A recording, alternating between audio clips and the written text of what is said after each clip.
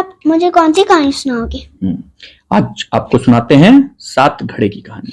मुझे सुनने में तो वो बहुत अच्छी लग रही है। अच्छा, तो मुंह चलाइए, खाना खाइए, मैं कहानी सुनाता हूँ। एक राजा के पास एक नाई था। वो नाई जो है बहुत राजा का खास था। राजा से सारी बातें करता था, लेकिन बहुत लालची था। उसको बहुत पैसे की हमेशा लगी रहती थी, खूब पैसा आ जाए, खूब पैसा आ जाए।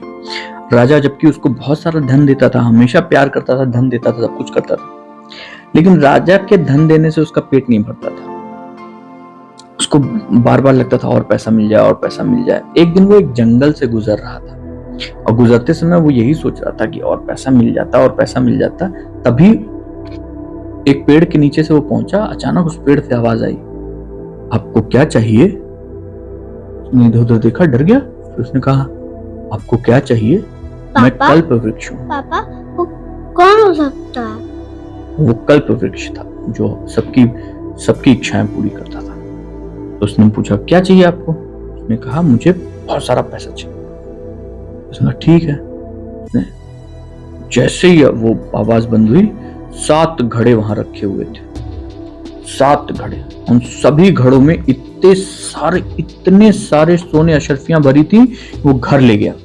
उसने, उसकी पत्नी ने जब उसको खोला, देखा खूब सारे पैसे, पहले में, दूसरे में, तीसरे में, चौथे में, 5वें में, छठे में भी। लेकिन 7वां घड़ा आधा खाली था।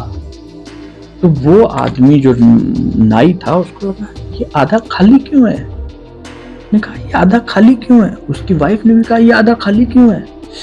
ये अगर आधा भर जाए तो हमारे पास 7 घड़े भर के अशर्फियां होंगी, हम लोग कितने खुश रहेंगे, जीवन में कितना आनंद आ जाएगा हमारे।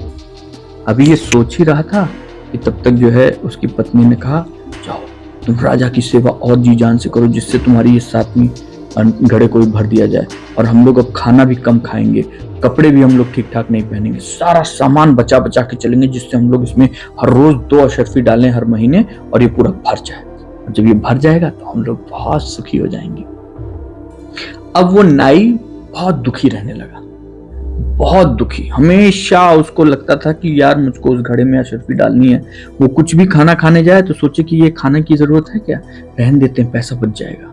वो अगर कहीं दूसरी जगह जा रहा होता है, सोचता है कि पापा, उसके पास इतने सारे पैसे हैं, उसके पास तो बहुत सारे हैं, वो क्यों लेगा इतने सारे? एक्चुअली बेटा, उसके पास जितना था उसको और चाहिए था, क्योंकि वो 7वां घड़ा था, वो भरा नहीं था, उसको भरना था।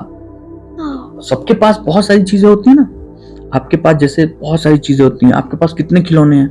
इतने सारे खिलौने हैं, लेकिन फिर भी आप दुकान पे जाते हो, आप कहते हो, पापा ये वाला खिलौना भी चाहिए, पापा ये वाला भी चाहिए। लेकिन फिर जब आपको पापा समझाता है तो आप मान जाते हो, नहीं पापा रहने दीजिए, अच्छा। लेकिन जो नहीं मानते हैं वो इसलिए क्योंकि उनको वो चाहिए होता है, सब चाहिए होता है। ऐसे उसको भी चाहिए होता है, लालच थी कि मुझे चाहिए जिससे मैं घड़ा भर सकूं, और जब भर जाएगा तब मैं खुश होऊंगा। वो उसमें पैसा डालने लगा। वो खाना बंद कर दिया, कपड़े खराब पहनने लगा, क्योंकि वो कपड़े जो गंदे हो गए थे वही पहनता था, कपड़े नए नहीं खरीद रहा था, और घर का सब काम बंद कर दिया। उसकी वाइफ ने भी बहुत दुखी। एक दिन राजा ने पूछा, क्या बात है भाई, तबीयत तुम्हारी ठीक है? बहुत कमजोर होते जा रहे हो नाई। तो उसने कहा कि जी महाराज, सब ठीक है। या तो इतने परेशान क्यों हो, चिंतित क्यों हो? मैंने कहा महाराज, उसने बताया, महाराज ऐसे ऐसे हमको एक घड़ा मिला है, 7 घड़े मिले उसमें। तो महाराज ने सुना और मुस्कुराए, बोले जंगल के रास्ते से गए थे? जी महाराज। पेड़ ने तुमको दिया है? जी महाराज। 7वां घड़ा आधा खाली है? जी महाराज। कहा, बेवकूफ, 7वां घड़ा जीवन में कभी नहीं भरेगा, वो लालच का घड़ा है। हर आदमी जो लालच करता है, वो लालच करता जाता है, उसका घड़ा कभी नहीं भरता। जो आपके पास पहले से है उसका आनंद उठाइए, उसको एंजॉय कीजिए।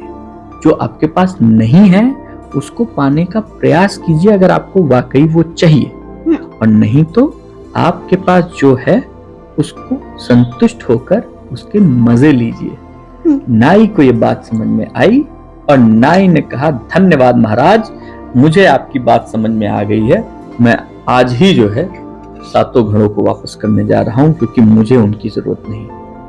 तो जैसे कि आपने देखा, मेरे पापा ने मुझे कहानी सुनाई, तो इस कहानी का मोरल ऑफ द स्टोरी है, कभी लालच लालच ना करिएगा और जो आपके पास है उसे पहले खत्म करिए, पहले एंजॉय करिए, फिर आप अपनी दूसरी चीजें स्टार्ट कर सकते हैं। Thank you.